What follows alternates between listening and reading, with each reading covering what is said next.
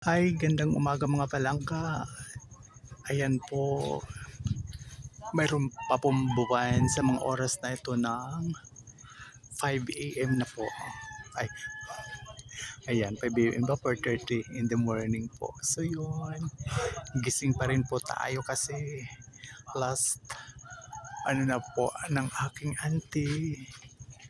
So yun, ayan po ang kapaligiran kung saan ako nandito ngayon sa barangay ni Papalapag Northern Samar, guys. So yan, ayun po ang kaulapan. Yan. So yun guys, gandang umaga sa atin lahat at abangan natin si Haring Araw na naman. Yun, punta tayo na may dalampasigan.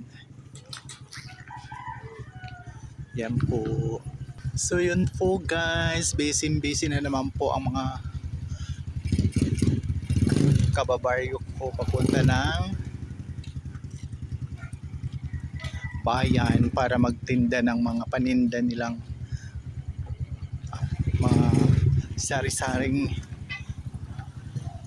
isda or shells nga nahuli nila kagabi. So yun, ibibinta na naman sa bayan. Ilalako, ganito po ang buhay dito sa probinsya. Ayan, punta tayo ng may dalampasigan para makita natin ang paparating na si Haring Araw. Ito po ang lugar or barangay ng aking nanay dito sa barangay ni Papalapag Northern Samar kung saan ako naroon ngayon.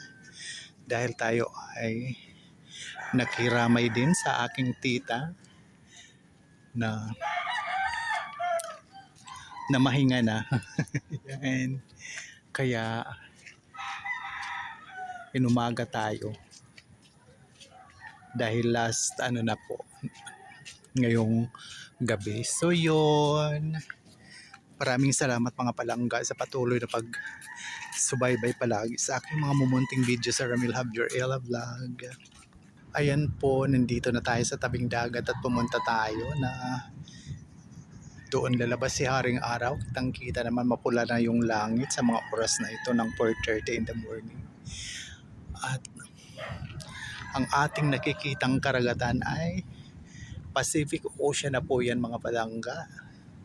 Andito tayo sa karagatan ng Pacific Ocean na medyo maingay ang bugso ng tubig dagat. So yan,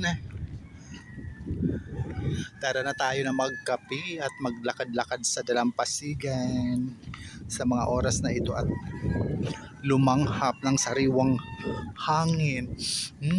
Ayan, sarap lang. So muli, maraming salamat sa patuloy na pagsubaybay palagi sa aking mga mumunting video sa Ramil Javier Ella Vlog. Thank you so much for watching, sharing, follow, and like.